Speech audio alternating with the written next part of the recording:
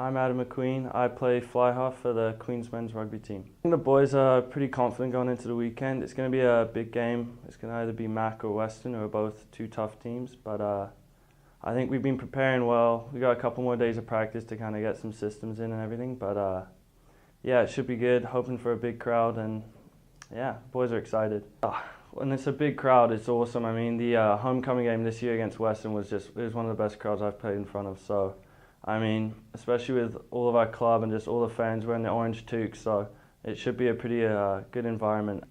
It's no secret we've got quite a few guys leaving after this year. I mean, our captain and a bunch of key players, but it's been really impressive to see some of the young guys step up this year. There's been quite a few first year and second year players that have kind of assumed a larger role this year, and they've passed with flying colours. I mean, to name a few, I mean, there's Lucas Rumble's already become a dominant player in the OUA, and young guys like Alex Colborne, Brendan Blakey, Mark Levine, they're all pretty good rookies that have really stepped in really well. So, yeah.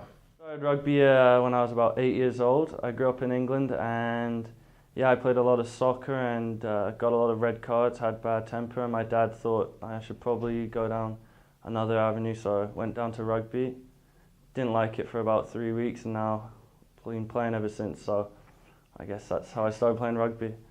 I got tackled by a girl at the first practice. She just like smashed me and I cried, and I went off the field. My dad made me go back on the field, so I guess that would be my first memory. It wasn't a good one, but it was my first. My best talent outside of rugby would be singing or DJing.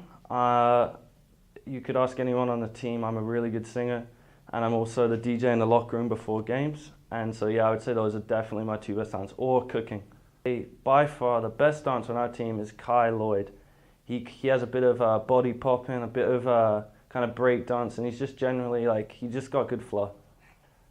Before a game, a bunch of boys, they prepare differently. We got a couple kind of meathead forwards that like to listen to death music, kind of bang their head against the locker a couple times and get all pumped up. But then there's definitely me and a couple backs that just kind of like to keep it loose, play a bit of dance music, throw the ball around.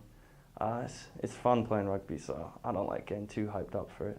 I think after games is the best way to wind down for us. I mean, me and my house always have a couple Netflix marathons, and then there's always a couple N64 Smash Bros competitions, a bit of Halo as well.